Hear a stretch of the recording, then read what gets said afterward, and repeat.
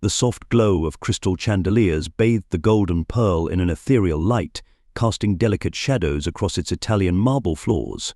Located in the heart of Manhattan's Upper East Side, the restaurant stood as a testament to luxury and refinement, where the city's elite gathered nightly to see and be seen. The gentle tinkling of fine china and muted conversations in multiple languages created a symphony of wealth and privilege that echoed through the grand dining room.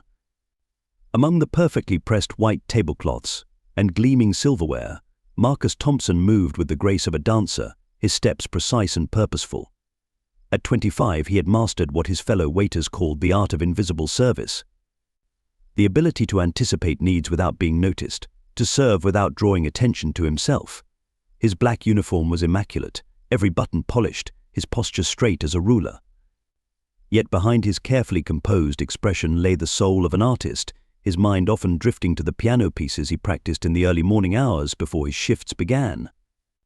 Marcus had taken the job at the Golden Pearl 2 years ago, drawn by the generous tips that helped fund his evening classes at the city's community college music program. Each carefully earned dollar brought him one step closer to his dream of attending a prestigious conservatory. The irony wasn't lost on him that the very people he served each night could likely fund his entire education with what they spent on a single dinner. Excellence in every detail. Chef Pierre would remind the staff during their pre-service meetings, his French accent thick with authority. Our guests expect perfection. Marcus had taken these words to heart, applying the same dedication to serving Dover Soul as he did to mastering Chopin's nocturnes. His attention to detail hadn't gone unnoticed. He'd earned the privilege of serving in the main dining room, where regular patrons requested him by name, even if they never quite met his eyes when speaking to him. The restaurant's regulars were a who's who of Manhattan society: hedge fund managers, real estate moguls, old money families whose names graced museum wings and hospital buildings. They arrived in chauffeur-driven cars, their conversations revolving around Hampton properties and private school admissions. Among them, certain unspoken rules governed their interactions with the staff, a carefully maintained distance that went beyond professional courtesy into something more deeply ingrained in the social fabric. Yet it was here, amid the quiet prejudices and gilded barriers, that Marcus found an unexpected connection to his music. The restaurant's centerpiece was a magnificent Steinway grand piano, its polished ebony surface reflecting the chandelier light like a dark mirror. Every evening, as he served courses with practiced precision, the melodies of the restaurant's regular pianist would wash over him, and he would feel the familiar itch in his fingers, the urge to let them dance across those ivory keys. But for now he remained in his assigned role, invisible yet essential, like a rest between notes in a complex composition. Mrs. Eleanor Blackwood's arrival at the Golden Pearl always created a subtle ripple of tension through the staff. She commanded attention like a conductor before an orchestra, her silver-streaked hair styled in an elegant chignon, her designer clothes worn like armor. At 65, she was the undisputed queen of Manhattan's social scene. Her charity galas and summer soirees featured regularly in society magazines. Yet her generosity never quite reached her eyes, steel-gray orbs that measured everyone's worth in terms of social status and bank accounts. Mrs. Blackwood requires table 14. Chef Pierre would announce during pre-service meetings, his thick mustache twitching with concern. Everything must be parfait. The staff knew her reputation for sending dishes back to the kitchen for imagined imperfections and leaving scathing reviews if her water glass remained less than 3/4 full for more than 30 seconds. While most of the waitstaff dreaded serving her, Marcus approached the challenge with the same quiet determination he brought to everything in his life. It was a determination born from necessity, shaped by years of watching his mother work multiple jobs to keep their family afloat after his father's death. The same determination that had driven him to practice piano for hours in their small Bronx apartment, his fingers dancing across a second-hand upright piano that his mother had sacrificed months of savings to buy. At age 7, Marcus had been discovered by Mr. Reynolds, his elementary school music teacher, who recognized something special in the way the boy's eyes lit up during music class. "This child has a gift," he'd told Marcus's mother, offering to give him free lessons after school. Under Mr. Reynolds' guidance, Marcus had blossomed, winning local competitions and even performing at Carnegie Hall's Young Artists Showcase at age 12. But life had other plans. Mr. Reynolds' sudden passing coincided with his mother's health problems, and the expensive private lessons that followed became impossible to maintain. Marcus had watched his dreams of Juilliard fade like diminuendo marks on a score, replaced by the practical needs of survival. Yet he never stopped playing, finding solace in the practice rooms at his community college, where he now took evening classes. The Golden Pearl staff had become something of a surrogate family. There was Chef Pierre, who had recognized a kindred perfectionist in Marcus and taken him under his wing, sometimes slipping him leftover dishes from the kitchen. Sarah, the head waitress, whose quick wit and protective nature helped deflect the worst of certain customers' prejudices, and James, the elderly dishwasher who hummed jazz standards during his shifts and always had a kind word for everyone. Even among this makeshift family, Marcus kept his musical talent private. He had learned early that people's expectations changed when they discovered his ability. Some became uncomfortable, as if his talent somehow threatened their worldview. Others immediately tried to turn him into a performing monkey, demanding impromptu shows at inappropriate moments. It was easier to keep this part of himself hidden, like a precious melody played in an empty room. Besides, the Golden Pearl had Alejandro, their regular pianist, whose elegant interpretations of classical and jazz standards provided the perfect backdrop for fine dining. Marcus was content to serve his tables while secretly noting Alejandro's artistic choices, mentally cataloguing the ways he ornamented familiar pieces or modulated between songs. But there were quiet moments during setup or late at night during cleanup when Marcus would stand before the Steinway, his fingers hovering over the keys without touching them. In those moments, he could almost hear the music he longed to play: Rachmaninoff's thunderous chords, Chopin's delicate nocturnes, Bach's precise fugues. The music lived inside him, a constant counterpoint to the rhythm of his work life, waiting for its moment to emerge. Chef Pierre had caught him once, standing by the piano with that yearning look. The older man had simply nodded, understanding in his eyes. "Life, she is like a fine sauce," he had said cryptically. "Sometimes we must reduce before we can become something greater." Marcus hadn't quite understood the metaphor, but he appreciated the sentiment behind it. For now, he continued his careful balancing act, serving Dover sole by day and practicing Debussy by night, waiting for his moment to simmer into something greater. The evening of Mrs. Blackwood's 70th birthday celebration brought an extra charge of electricity to the Golden Pearl's already charged atmosphere. The entire main dining room had been reserved for her party of 50 guests, the tables arranged in a horseshoe formation around the grand piano. Crystal vases overflowed with white orchids, Mrs. Blackwood's favorite, their delicate petals seeming to tremble under the chandelier light. Everything must be beyond perfect tonight, Chef Pierre had stressed during the pre-service meeting, his face flushed with anxiety. Mrs. Blackwood has brought every important critic and food blogger in Manhattan. Our reputation, he left the sentence hanging, but everyone understood the stakes. Marcus had been assigned to the head table, a position that was both an honor and a burden. The first sign of trouble came when Alejandro, the regular pianist, called in sick. "Stomach flu," Sarah whispered to Marcus as they polished wine glasses. Or maybe just fear of Mrs. Blackwood. Remember last time when she interrupted his Beethoven to complain it was too aggressive? The piano stood silent, its absence conspicuous in the growing murmur of arriving guests. Mrs. Blackwood made her entrance like a queen holding court, her silver hair crowned with a subtle tiara, her burgundy Valentino dress catching the light. She paused dramatically at the doorway, allowing her guests to take in her carefully curated appearance. "Welcome, darling," she proclaimed, her voice carrying across the room with theatrical precision. "I'm so pleased you could all join me for this intimate gathering." Intimate was hardly the word for an event that had required 3 florists, a custom menu, and enough vintage champagne to fill a small pool. Marcus moved efficiently between tables, pouring wine and serving appetizers with practiced grace. Yet he couldn't help but notice how Mrs. Blackwood's eyes slid past him as if he were part of the furniture, even when he presented her with the evening's first course, a delicate truffle-infused foie gras that Chef Pierre had spent days perfecting. "You," she said, not bothering to look up as Marcus refilled her water glass. "The serving temperature of this wine is at least 2 degrees too warm." Her voice carried just enough to draw attention from nearby tables. "I expected better from an establishment of this caliber."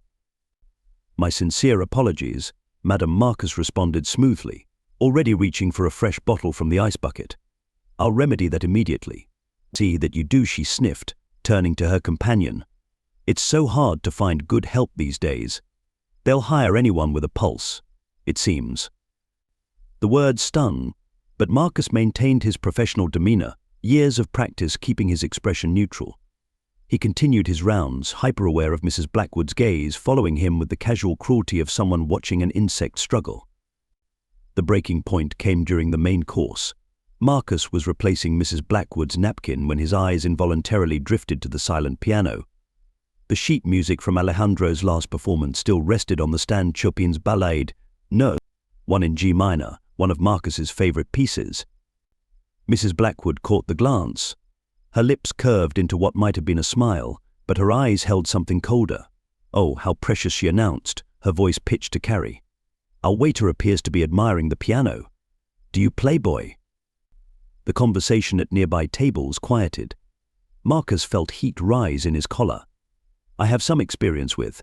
The wonderful Mrs. Blackwood clapped her hands together, the sound sharp as breaking glass. "Ladies and gentlemen, it seems we have some entertainment after all. Our waiter has graciously volunteered to provide us with some music." Mrs. Blackwood, I don't think Marcus began, but she cut him off. "Unless, of course, you were being presumptuous, staring at things above your station." The challenge in her voice was clear, the trap perfectly laid.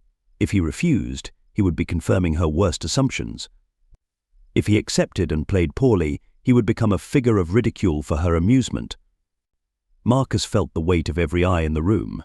He thought of his mother, who had taught him to hold his head high no matter what. He thought of Mr. Reynolds, who had believed in his talent when no one else did. He thought of the countless hours of practice, the dreams deferred but never abandoned. Chef Pierre emerged from the kitchen, a look of concern on his face. "Mrs. Blackwood, perhaps we should." No, she waved him away. "Our young man here clearly believes himself capable of entertaining us. I insist." She gestured toward the piano with a flourish that set her diamond bracelet sparkling. "Show us what you can do." In that moment, standing before Manhattan's elite with their expectations of failure written plainly on their faces, Marcus made his choice. He could feel the weight of his uniform, the years of careful invisibility, the constant need to make himself smaller to fit others' perceptions. But he could also feel the music inside him, waiting like a storm about to break. With measured steps, he approached the piano.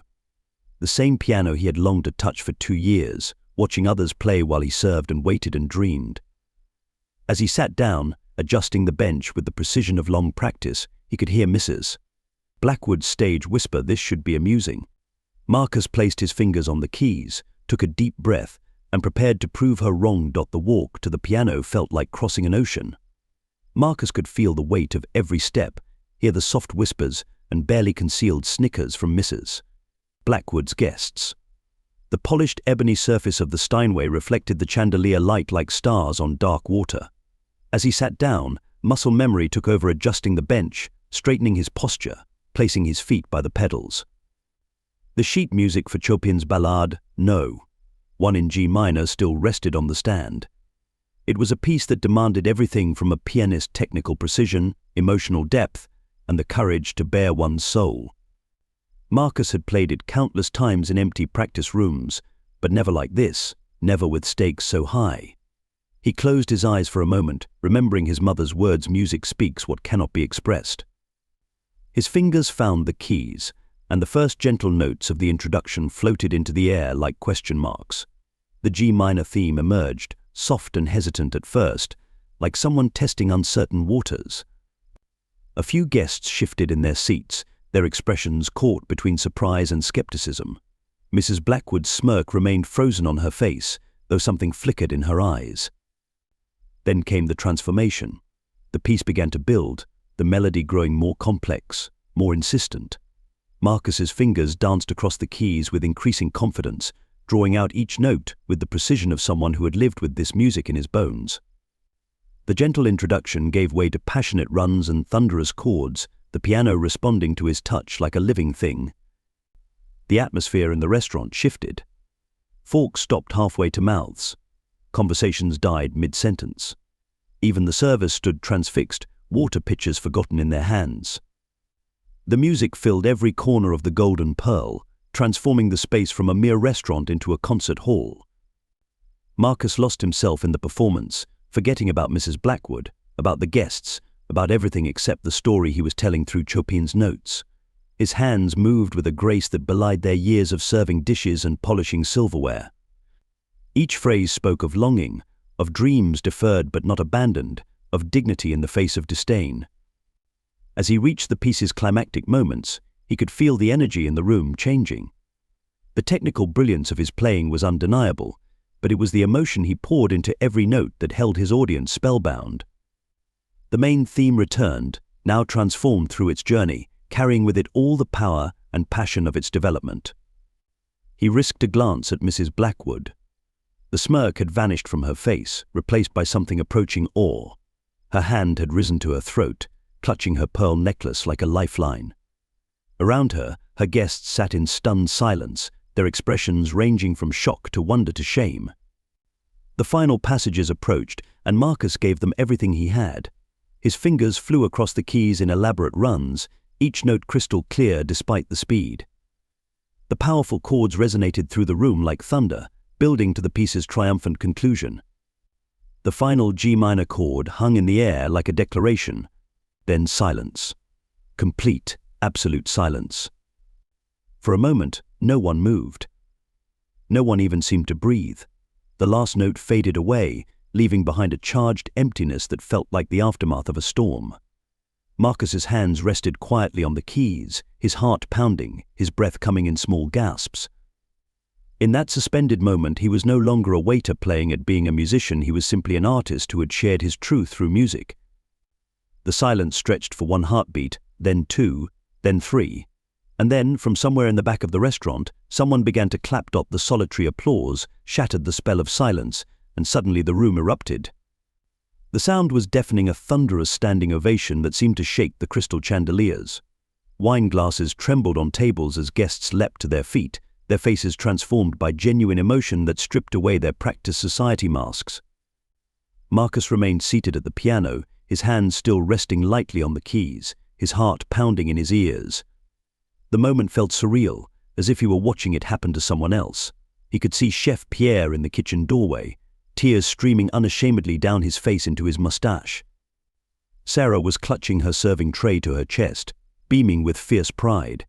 Even James had emerged from the dishwashing station, his weathered face split by a wide grin. But it was Mrs. Blackwood who commanded attention now, for an entirely different reason than usual. She sat rigid in her chair, her face a battlefield of warring emotions. The carefully constructed facade of superiority had cracked, revealing something raw and uncertain beneath. Her hands, still gripping her pearl necklace, trembled slightly. For perhaps the first time in her life, Eleanor Blackwood found herself speechless.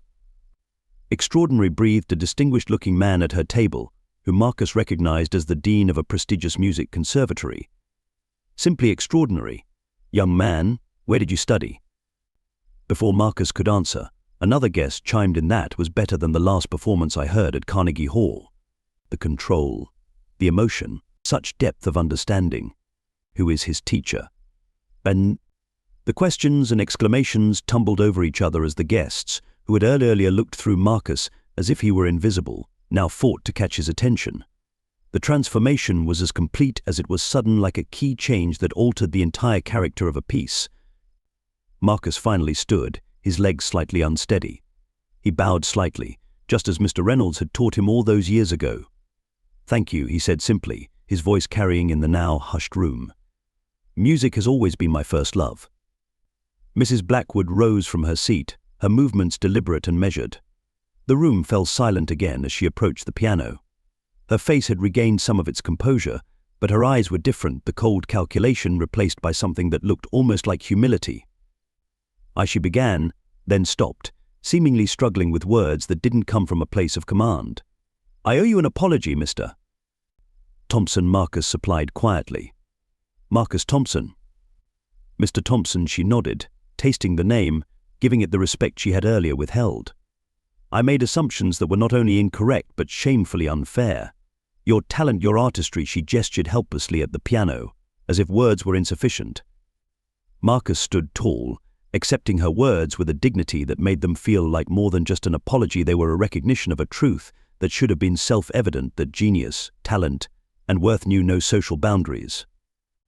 The conservatory dean was already making his way forward, business card in hand. Other guests were reaching for their phones, making calls, sending messages. The air buzzed with excitement and possibility. But for Marcus, the greatest triumph wasn't in these signs of changing fortune, it was in the way he felt in his own skin, standing straight and proud beside the instrument that had always been his truest voice. Chef Pierre appeared at his side, placing a hand on his shoulder. "I told you," Non he said softly. "Sometimes we must reduce before we become something greater." He gestured at the room full of standing, applauding guests, at Mrs. Blackwood's transformed face, at the bright future suddenly visible on the horizon. "And sometimes, mon ami, we become something magnifique." The days following Marcus's performance brought a transformation to the Golden Pearl that was as profound as it was unexpected. The story spread through Manhattan's elite circles like wildfire, not just of his extraordinary talent, but of the circumstances that had revealed it. Videos taken by dinner guests had found their way onto social media, and suddenly the restaurant's phone was ringing constantly with requests for reservations from people hoping to witness something magical. Mrs. Blackwood, to everyone's surprise, became the catalyst for change. The morning after the performance, she called an impromptu press conference in the Golden Pearl's main dining room. Standing before a gathered crowd of journalists and society photographers, she did something unprecedented in her decades of social prominence. She admitted she had been wrong. "Last night I was taught a lesson in humility and prejudice that I won't soon forget," she announced, her voice carrying the same authority it always had, but now tempered with genuine reflection. "Mr. Marcus Thompson showed us not just extraordinary musical talent, but extraordinary grace in the face of behavior that was beneath the standards we should hold ourselves to." She turned to Marcus, who stood near the piano. "Your art transcended the artificial barriers we too often place between people, and I am profoundly sorry for my role in maintaining those barriers." The apology made headlines, but more importantly, it marked the beginning of real change. Mrs. Blackwood, now championing Marcus's talent with the same intensity she had once dismissed it, arranged for him to audition at the Manhattan Conservatory of Music. Dean Harrison, who had been present at the performance, was already convinced of Marcus's abilities, but the formal audition left no doubt about his exceptional gift. "We would be honored to have you join our program," Dean Harrison told Marcus, offering not just admission but a full scholarship. "Your interpretation of Chopin shows a maturity and emotional depth that can't be taught.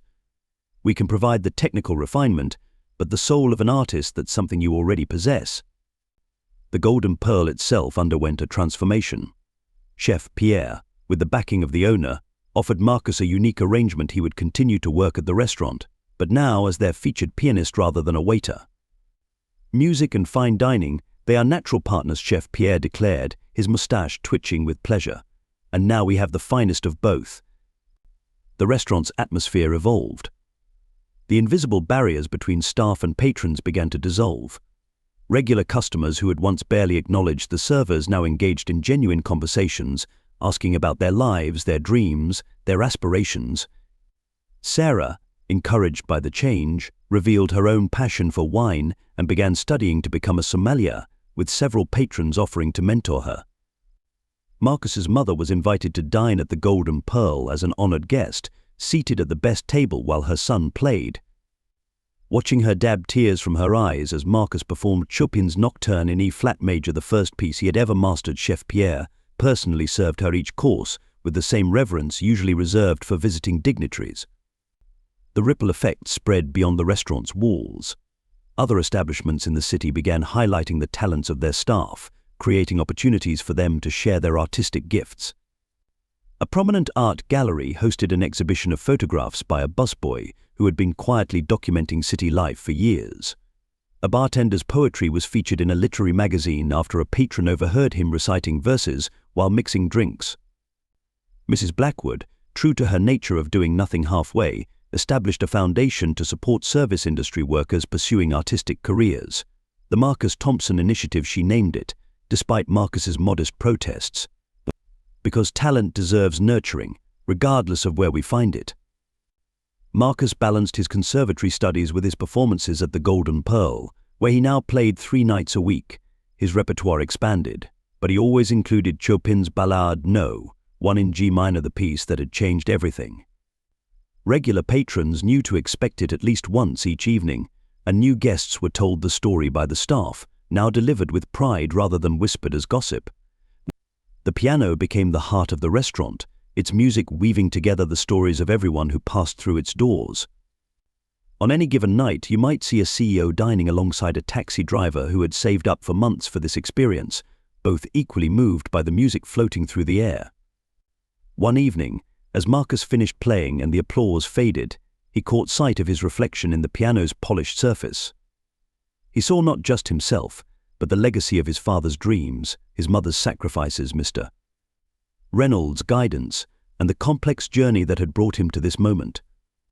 The keys beneath his fingers were the same ones he had once longed to touch while carrying plates of food, but now they were simply an extension of his voice, a voice that had always been there, waiting for its moment to be heard. You see, Chef Pierre said to a new waiter who was watching Marcus play, in life, as in great cuisine, timing is everything. We must trust that our moment will come, and when it does, he gestured to the rapt audience, to Marcus at the piano, to the warmth that now filled the restaurant. We must play our hearts out. 1 year to the day after that fateful night at the Golden Pearl, Marcus Thompson stood in the wings of Carnegie Hall. Adjusting his bow tie with slightly trembling fingers, the sold-out crowd buzzed with anticipation. His debut performance had been the talk of New York's classical music scene for months. Through the curtain, he could see his mother seated in the front row, wearing a new dress that Mrs. Blackwood had insisted on buying for the occasion. Mrs. Blackwood herself sat beside her, a far cry from the imperious figure she'd been a year ago. The two women had become unlikely friends, united in their pride and support of Marcus's journey. The rest of the Golden Pearl staff occupied an entire row, Chef Pierre's distinctive mustache visible, even from backstage. They had closed the restaurant for the night, the first time in its history, so everyone could attend. As Marcus stepped onto the stage, the applause was thunderous. The same Steinway grand piano awaited him, transported from the Golden Pearl for this special performance at his request. It felt right that the instrument that had witnessed his transformation should be part of this moment. His program began, fittingly, with Chopin's Ballade No. 1 in G minor.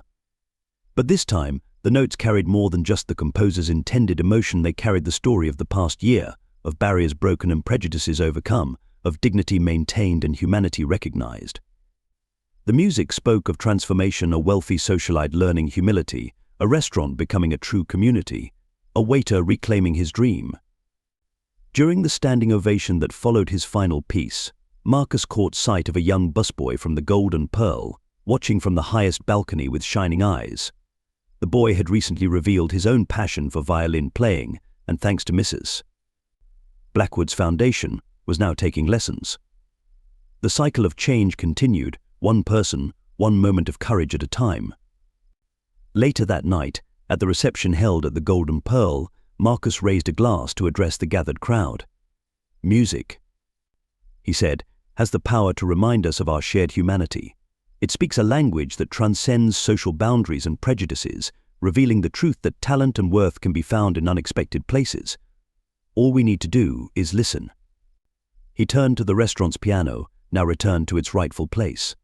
In the polished ebony surface, he could see the reflections of faces, servers and socialites, cooks and critics, all brought together by the simple power of music and the recognition of human dignity.